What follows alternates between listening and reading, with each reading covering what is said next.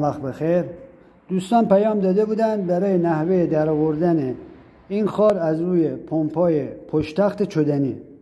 توجه داشته باشید، از این مدل پمپا یه مدلش هستش که اینجا یه سوراخ قرار دادن که با یه میخ میتونه به راحتی این خار رو در بیاره.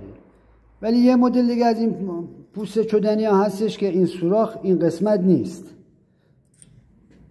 برای در آوردن این خار از پشت این درپوش توجه داشته باشید که روی این خار یه جای برش خورده ای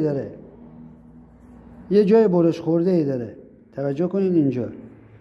زمانی که این خار رو میخوان شما از تو پوست در بیارین، یه میخ سرش رو دوستویی میکنید، میذارین پشت این جای برش خورده، این قسمت برش خورده، میذارین قسمت برش خورده، خار رو میدین بالا، بعد با کمک یک دوسو خار رو در میارین.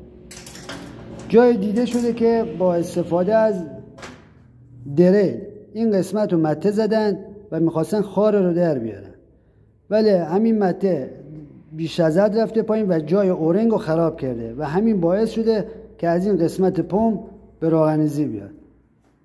با تشکر.